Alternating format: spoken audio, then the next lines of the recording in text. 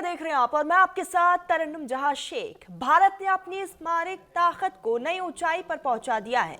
समंदर की गहराइयों से दुश्मन तक सटीक और निर्णायक वार करने वाली K4 बैलिस्टिक मिसाइल का भारत ने सफल परीक्षण कर लिया है। ये मिसाइल पनडुब्बी से दागी जाती है, 3500 किलोमीटर तक मार करती है और 2 टन तक का न्यूक्लियर पेलोड ले जाने में सक्षम है। यानी अब भारत की न्यूक्लियर ट्राइड और भी मजबूत हो गई है। रिपोर्ट दिखाते हैं।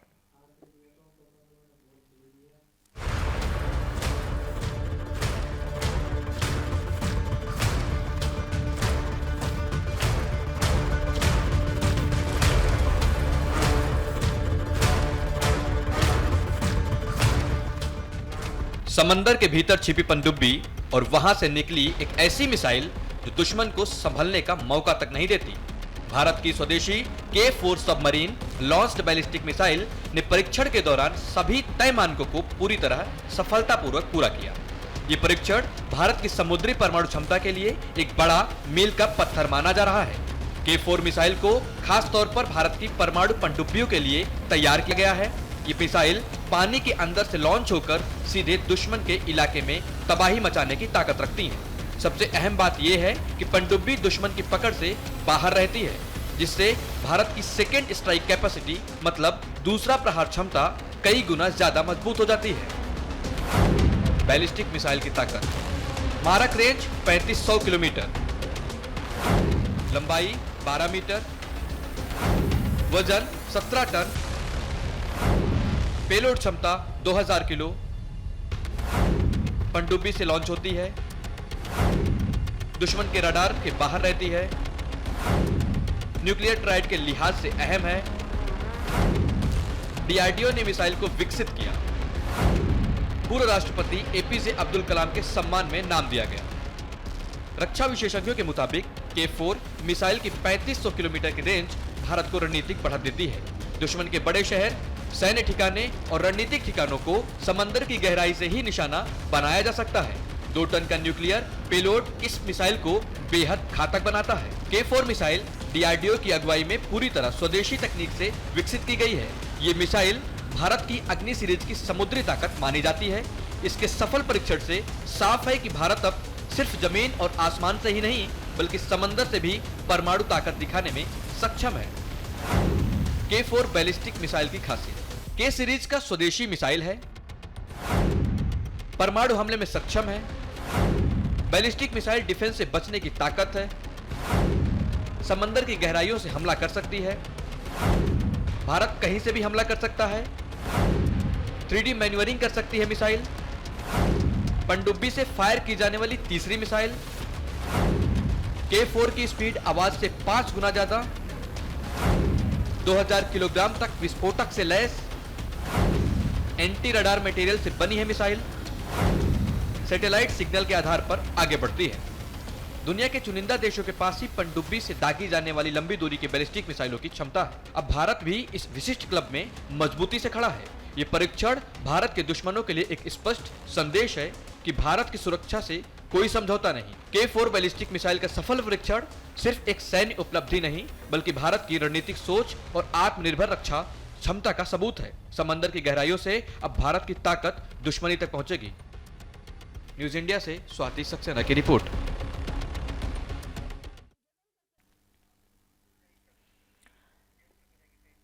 चलिए, तो हमारे साथ खास मेहमान जुड़ चुके हैं। रिटायर्ड कमांडर भूषण दीवान, पूर्व अधिकारी भारतीय नौसेना, रिटायर्ड लेफ्टिनेंट कर्नल JS सोडी, डिफेंस एक्सपर्ट है। बहुत बहुत स्वागत है आप दोनों का।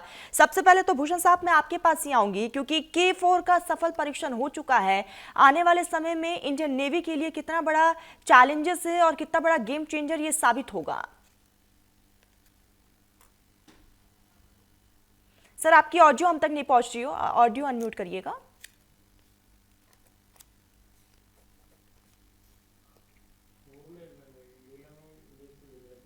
सर, आपकी आवाज नहीं आ रही, अनम्यूट करिए। जी, अब आ रही है आपकी आवाज।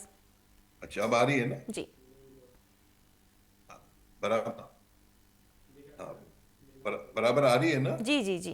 अच्छा, तो मैं आपसे ये कह रहा था, ये बेहद इंपॉर्टेंट है ये जो परीक्षण है, ये जो हमारे पास मिसाइल है, जब आप कहते हैं SSBN, तो न्यूक्लियर प्रोपल्शन अलग चीज होती है और न्यूक्लियर मिसाइल होना अलग चीज होती है। तो SSBN जो है ये न्यूक्लियर प्रोपल्शन भी है। जो खाली न्यूक्लियर प्रोपल्शन होती हैं वो SSN कहा जाता है, पर ये न्यूक्लियर टिप्ड मिसाइल है। तो न्यूक्लियर टिप्ड मिसाइल मतलब इसका बहुत भारी डिस्ट्रक्शन है। तो ये इसमें क्या है, ये इसलिए न्यूक्लियर ट्रायड का थर्ड पार्ट कहते हैं और डिटरेंस का थर्ड पार्ट कहते हैं। क्यों?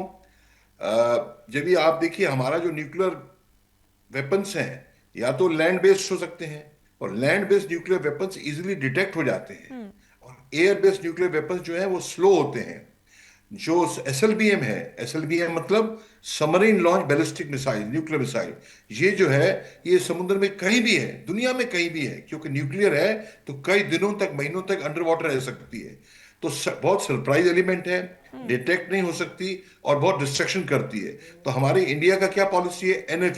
NFU मतलब नो फर्स्ट यूज। तो ठीक है भाई, पाकिस्तान को पता है या चीन को पता है हम फर्स्ट यूज नहीं करेंगे, पर उनको ये भी पता है हमारे पास सबमरीन बेस्ड न्यूक्लियर मिसाइल है। अगर आप पहला काम करेंगे, न्यूक्लियर वेपन हमारे पे छोड़ेंगे, हम रिस्पॉन्स कर सकते हैं। हम रिस्पॉन्स करेंगे तो आपको भी मुंह की खानी पड़ेगी। तो ये कहते हैं इसका स्ट्रेटेजिक डिटरेंस का point submarine launch missile, nuclear missile में है, जो लैंड बेस्ड में और एयर बेस्ड में नहीं है।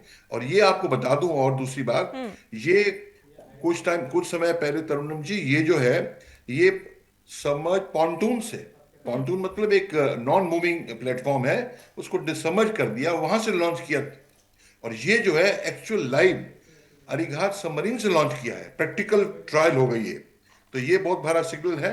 और आगे हमारे स्टेप्स जो है रेंज बढ़ाने का और वॉरहेड्स बढ़ाने का, और इसमें जो नेक्स्ट बाइट में आपसे मैं बात करता हूँ चैलेंजेस क्या है। ठीक है, जयेश साहब मैं आपके पास ही आऊंगी, क्योंकि K4 मिसाइल का परीक्षण बिल्कुल सफल हो चुका है और ऐसे में आने वाले समय में ये कितना ज्यादा जो है न्यूक्लियर ट्राइड को विश्वसनीय बनाता है, उसको मजबूती प्रदान करता है। जय हिंद तरन्नुम जी, ये मेरा सौभाग्य कि मैं आपके न्यूज चैनल पर हूं, विख्यात को पैनलिस्ट के साथ। 3 दिन पहले 23 दिसंबर को अमेरिका के रक्षा मंत्रालय ने अपनी संसद को एक रिपोर्ट सबमिट की, जिसमें साफ लिखा है कि चीन के 3 सैनिक लक्ष्य हैं, ताइवान, साउथ चाइना सी में द्वीप और अरुणाचल प्रदेश।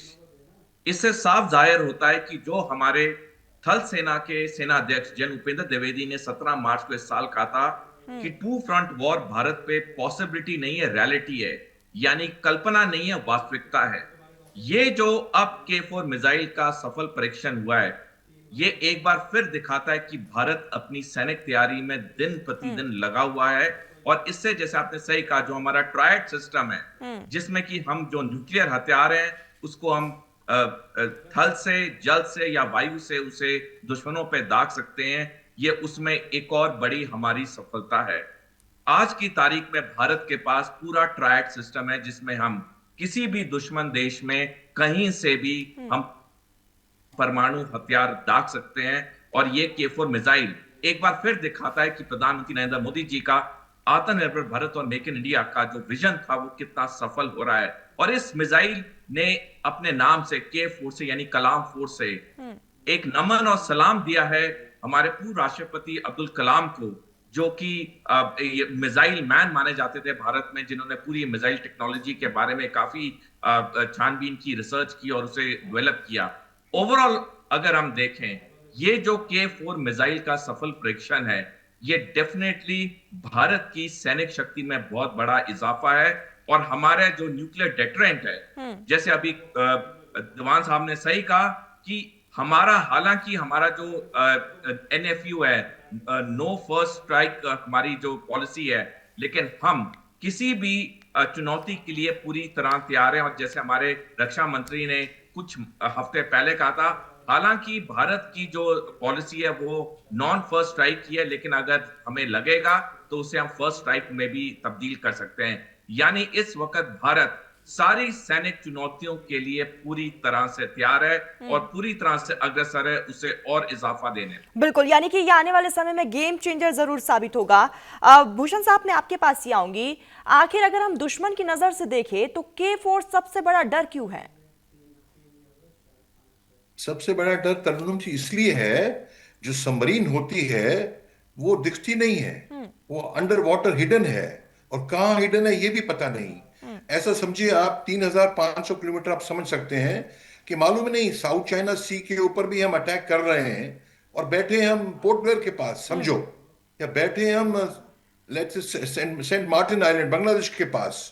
तो ये तो एयरक्राफ्ट में नहीं हो सकता, और छुपी हुई है, कहां बैठे हैं कोई देख नहीं पा रहा है। सबमरीन दुनिया में कहीं भी हो सकती, अच्छा ये फिलीपींस के पास भी हो सकती है। तो ये तो एयरक्राफ्ट अगर आएगा न्यूक्लियर वेपन को लेके, वो तो ऐसा नहीं कर सकता है। तो ये सरप्राइज और हिडन एलिमेंट जो है, ये सबसे बड़ी चीज इस सबमरीन के अंदर है। और आने वाले में जो है वॉरफेयर जो है, ये सबमरीन पूरी लड़ाई आप देखना, पूरी लड़ाई नेवी की, पहले तो सबसे पहली बात यह है कि आगे वाली आने वाली लड़ाई जिसमें भी मेजर पावर बनना है, जिसके पास स्ट्रांग नेवी है वही मेजर पावर बन सकता है। एक कहावत है, he who controls oceans controls the world, वो बनने वाला है नंबर वन। क्यों?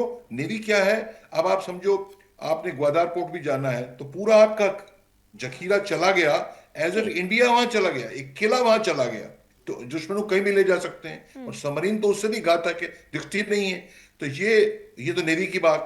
अभी अंडर वाटर लड़ाई 20-30 साल में सारी नेवी की लड़ाई भी अंडर वाटर ही होगी। ये जो सबमरीन है, न्यूक्लियर सबमरीन SSBN, आप देखना, और ये अकेली नहीं चलती है, इसका 3 कॉन्वॉय होते हैं, एस्कॉर्ट UAV USV होते हैं, अंडर वाटर समझ व्हीकल प्रोटेक्ट करने होते हैं। सबसे बड़ी बात बैशन माने एक प्रोटेक्टेड एरिया में, जैसे हमारा एयरपोर्ट होता है, कई जहाज खड़े हैं, अंडर सी हमने बना दिया ऐसी बैशन जहां पड़ी हुई है। तो ये दुनिया में आप, और ओपन देखिए, जो 12 नॉटिकल माइल जो होती है वो तो टेरिटोरियल लिमिट है, वो आपका लैंड है, फिलीपींस का लैंड है, चाइना का, मैं नहीं जा सकता हूँ, ओपन ओशन में कहीं भी जा सकता हूँ। तो बड़ा भारी खतरा है सरप्राइज एलिमेंट। और ये तो अभी बढ़ेगा आगे रेंज 5,000 किलोमीटर 6,000 किलोमीटर। और आपको बता दूं तरुणम जी, खाली 6 कंट्रीज है इंडिया को मिला के जिनके पास कैपेबिलिटी है। अमेरिका, रूस, चीन और भारत है, यूके और फ्रांस। मेरा अगला और सवाल भी आपसे यही था कि सेकंड स्ट्राइक कैपेबिलिटी में ये कितना ज्यादा सक्षम है? बिल्कुल सक्षम है। सक्षम इसलिए है, देखिए, सेकंड स्ट्राइक माने दुश्मन को पता है मेरे पास सेकंड स्ट्राइक है। दुश्मन ये ना समझे अरे भाई न्यूक्लियर बॉम्ब छोड़ दिया तो इंडिया तो खत्म, या इंडिया का इतना पार्ट खत्म। आपकी आंख निकालनी जाएगी। क्यों? आपको मालूम नहीं हमारे पास क्या छुपा हुआ है। हम ठीक है प्रिंसिपल लोग हैं, हम फर्स्ट अटैक नहीं करते, पर आपको पता है हमारे पास सेकंड स्ट्राइक है। फर्स्ट स्ट्राइक तो आप कर लो, हम नहीं करेंगे। जैसे वो आक्रांताओं से लड़ाई होती थी तो पहला वार हम नहीं करेंगे, पर इसका मतलब ये नहीं पहला वार करके झटके में आप बच जाओगे। हमारे पास second strike capability, second strike hidden जो आप देख नहीं पा रहे, लैंड में तो पता लग जाता रेडार से, और एयर का भी स्लोअर है। और दूसरी बात सबमरीन डिटेक्शन में आपको बताता हूँ, बड़ी भारी बात है। मैं नेवी में सोनार का ही देखा है मैंने काम। सोनार साउंड में क्या होता है, अभी आप देखो, जैसे आप एक ग्लास है, एक ग्लास पानी का लें, उसमें अगर आप पेंसिल भी डाल दें, आपको लगती है पेंसिल लगती टेढ़ी लगती है ना, पेन टेढ़ी, मतलब जो वेव्स हैं वाटर के अंदर रिफ्रैक्ट हो जाती है। रिफ्लेक्ट नहीं, रिफ्लेक्ट तो शीशे से होता है, रिफ्लेक्ट माने बेंड हो जाती है। तो सबमरीन है कहां, और सोनार जो एनिमी की डिटेक्ट कर पा रही है वो नहीं कर पा रही, उस शेडो जोन में है कहां, दिखती कहां है, दिखती भी नहीं है, शेडो जोन बन जाते हैं। क्यों? वाटर जो है, वाटर एक डेंस मीडियम है, समुद्र ऊपर की सतह से नीचे जाएंगे तो डेंसिटी बदलती है। यानी कि ये कहना गलत नहीं होगा कि दुश्मन को चकमा देकर ये निकल सकती है। 100%। और सेकंड चीज ये है कि और ये देखिए नॉर्मल समझ, हमारी बड़ा दुख हुआ 71 वॉर में जहां मैं लड़ा हूं, तो हमारी खुखरी डूब गई, जहाज डूब गया। तो उन दिनों तो सबमरीन से डूबा, उनकी जो सबमरीन थी पाकिस्तान की। तो क्या होता है, सबमरीन जो होती है, सबमरीन भी वल्नरेबल होती है। क्यों? उसको हर जो normal submarine, diesel electric submarine, क्यों उसको हर कुछ टाइम में निकलना है ऊपर एयर लेने का। क्यों? बैटरी से चलती है। आपको पता है कार बैटरी भी होती है, तो एयर चाहिए उसको, एयर लेने के ऊपर आता है, वो ऊपर आता है तो डिटेक्ट हो जाता है।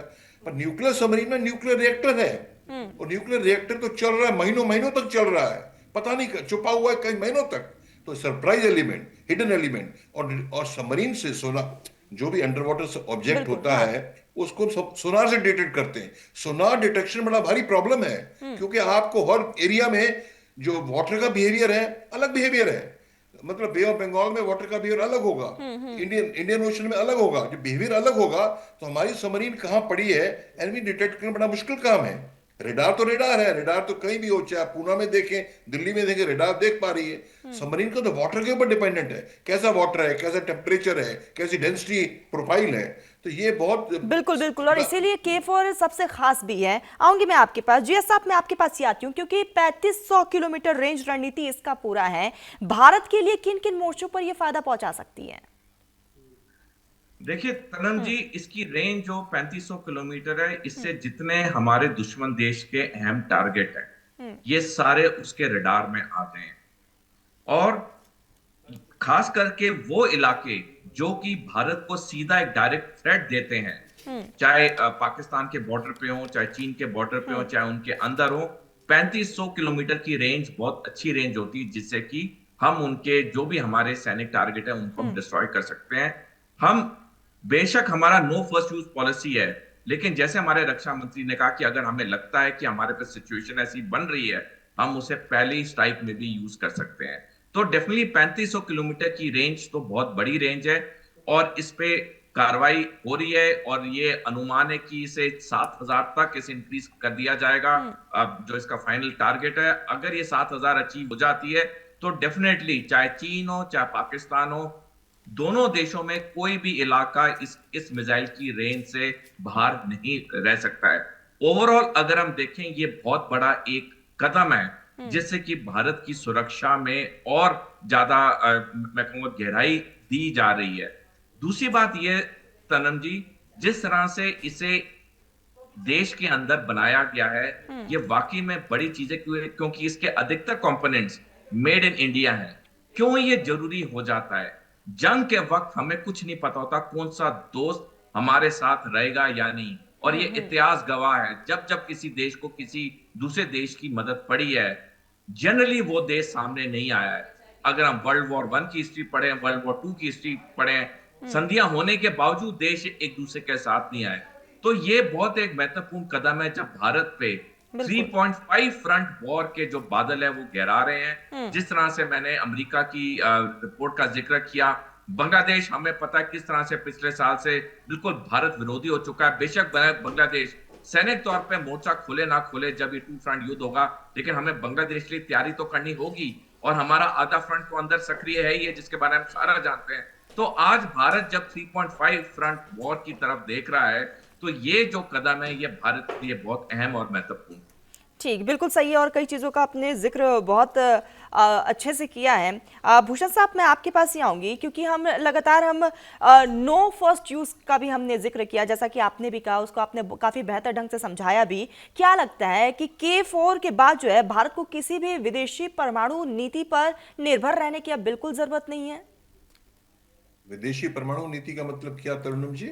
अब विदेशी ताकत पर निर्भर रहना, परमाणु ताकत पर? हाँ, नहीं बिल्कुल, आप ये तो आत्मनिर्भर भारत के तहत हम खुद बना रहे हैं, तो हमारा डिपेंडेंस कम हो रहा है। अभी आपको बताएं, जो नॉर्मल SSN है, नॉर्मल न्यूक्लियर सबमरीन जो है, अटैक वाली न्यूक्लियर वेपन नहीं, उसमें उसे अटैक सबमरीन कहते हैं। वो आईएनएस चक्रा में रशिया ने वेट लीज के लिए 2 बारी दिए। आईएनएस चक्रा 1 दिए कई साल पहले 10 साल के लिए, फिर आईएनएस चक्रा 2 दिए 10 साल के लिए। अभी 27 से आईएनएस चक्रा 3 रशिया से हमें भारत में आने वाली है, वो भी न्यूक्लियर प्रोपल्शन है। आईएनएस चक्रा न्यूक्लियर प्रोपल्शन लीज पे ले रहे हैं 10 साल, ये है nuclear propulsion, nuclear tipped missile नहीं है। तो ये न्यूक्लियर टिप्ड भी होना और न्यूक्लियर प्रोपल्शन भी होना बड़ी भारी बात है। मैं बताता हूं क्यों बड़ी भारी बात है। अभी आप समझो 3500 किलोमीटर जो है वो विशाखापट्टनम में हमारी ऐसे अरिहंत खड़ी है, और साउथ और चाइना को हिट कर सकती है, और अगली K5 K6 ईस्ट चाइना को भी हिट कर सकती है, और यहाँ से बीजिंग जो है 5000 किलोमीटर है। आप समझे, छुपी हुई सबमरीन, पता नहीं कहां से मिसाइल निकली। हाँ, मिसाइल जब सबमरीन से निकलेगी तो हवा में है, डिटेक्ट हो सकती है। और आप एक और चीज देखें, हम ब्रह्मोस की बात करते हैं, सिंदूर में ब्रह्मोस इस्तेमाल हुई। ब्रह्मोस जो है वो बैलिस्टिक मिसाइल नहीं, ब्रह्मोस जो है क्रूज मिसाइल है। क्रूज मिसाइल क्या होती है? वो लॉन्च हुई और हॉरिजॉन्टल हाइट में टारगेट की तरफ जा रही है। और बैलिस्टिक मिसाइल क्या होती है? रॉकेट से होता है, सीधा ऊपर आकाश में जाती है और कट नीचे गिरती है। आप समझते हैं कोई चीज नीचे से गिरे, पत्थर भी गिरे, ये तो ड्रिबल है, प्रोपल्ड है, कितनी फास्ट स्पीड में आती है। तो बैलिस्टिक मिसाइल को डिटेक्ट करना बड़ा मुश्किल है। और ये जो मिसाइल का है, रेडार क्रॉस सेक्शन बड़ा छोटा है, स्पीड बहुत हाई है। अब समझिए, अब छुपी हुई पता नहीं कहां सबमरीन आई। देखिए, फौज में सबसे बड़ी चीज होती है रिएक्शन टाइम। एनिमी भी सोया नहीं हुआ है, पर मशीन ऐसी है कि मालूम नहीं पड़ा, इतना सरप्राइज है, शॉर्ट टाइम मिला, वो हिट हो गया एनिमी को। तो ये कैपेबिलिटी। पर एक बात आपको बता दूं, क्या मैं बता रहा पहले आपको, क्या हमारा चैलेंज क्या है। देखिए, ये जो सबमरीन है, ये लोकल सबमरीन का कमांडिंग ऑफिसर उसको ऑपरेट नहीं करेगा। ये पार्ट ऑफ स्ट्रेटेजिक कमांड है, और ये स्ट्रेटेजिक कमांड ट्राई सर्विस है, आर्मी नेवी एयरफोर्स का, वो करेगा। प्राइम मिनिस्टर लेवल या और तो उनको ऑपरेट करेगा। अब आप समझिए, ऑपरेट करना है, प्राइम मिनिस्टर साहब दिल्ली में हो, चाहे वो गुजरात में हो, चाहे कहीं भी हो, ऑपरेट कर रहे हैं। तो इसमें सबमरीन में जब और दूसरी, जब सबमरीन से मिसाइल छूटी, SLBM छूटी, K4 छूटी, निकाल लॉन्च हो गई, पानी से तो बाहर निकलेगी, हवा में जाएगी, ठीक है ना। हवा में जा रही, तो उस पर उसको कंट्रोल करना माने उसकी direction, mid course correction, jar fly कर रही, जैसे प्लेन का होता है, वो डायरेक्शन बदलता है, और रिमोट से उसको देना कनेक्शन। तो क्या होता है, हमारे पास कम्युनिकेशन चाहिए वर्ल्ड वाइड। वो कैसे होता है, सैटेलाइट का, और सैटेलाइट का कम्युनिकेशन, और लेजर कंबाइंड, लेजर बॉयज हमें लगाए हैं। तो कम्युनिकेशन बड़ा भारी प्रॉब्लम है। और सेकेंडली, सबमरीन हो सकता है कहाँ है, तो पहले तो आपको कमांड सबमरीन को जाएगा ना, अंडर वाटर जाएगा ना, चाहे वो दिल्ली से जा रहा है, और जब सबमरीन जब लॉन्च हुई मिसाइल, पानी की सतह से ऊपर आई, तब तो इजियर है, तो रेडार का कम्युनिकेशन है। पर पानी के अंदर कम्युनिकेशन तो साउंड कम्युनिकेशन है। अच्छा भूषण साहब, एक चीज और समझाइएगा, हाइपरसोनिक स्पीड और 3D मैन्यूवरिंग पर ये कितना बेअसर दिखाई देगी K4, उसको कैसे बेअसर करेगी हाइपरसोनिक स्पीड को? हाँ, वो तो देखिए, ये हाइपरसोनिक के लिए तो एक बड़ा भारी चैलेंज है, वो टेक्नोलॉजी अभी डेवलप हो रही है। हाइपरसोनिक का मतलब ये है कि जैसे कहते हैं ना, ABMD को क्या कहते हैं, anti ballistic missile defence, ABMD। हाँ। तो ABMD में क्या होता है कि जो मिसाइल आ रही है मेरे ऊपर, उसको भी किल कर देना, उसको भी मार देना, इसे कहते हैं बैलिस्टिक मिसाइल डिफेंस। अब चीन की तरफ जा रही है, कहीं भी जा रही है, तो उसको किल कर देना। तो anti ballistic missile defence, S-400 क्या करता है, ये बैलिस्टिक मिसाइल को नहीं हैंडल कर पा रहा, S-500 कर पाएगा। तो वो मिसाइल को किल करने का, तो उसका चैलेंज अलग है। वो मतलब क्या है कि उसने डायरेक्शन बदलनी है, और सेकेंडली सडनली डायरेक्शन बदलनी है, और सेकेंडली उसमें मिसाइल के पास एक और चीज है, EW साइबर। वो क्या है, जो मिसाइल, देखिए क्या होता है, अभी हम तो 1000 किलोमीटर 100 किलोमीटर भी देख नहीं पाते, रेडार कैसे देख पा रही है? रेडार देख पा रही है कि उसका जो सिग्नेचर है, जैसे आप आवाज कर रही है, मैं पता लगता तरन्नुम बोल रही है, मैं बोल रहा हूं, सिग्नेचर है, वॉइस सिग्नेचर है, हर उस रेडार सिग्नेचर होता है हर ऑब्जेक्ट का। तो रेडार सिग्नेचर को जो है वो बदल दें, वो कंफ्यूज हो जाएगा। आने वाली मिसाइल जो है हमें गिराने, हमारी SLBM को, हमारी K4 गिराना चाह रही है, उसके पास स्टोर्ड है K4 का ये रेडार सिग्नेचर है।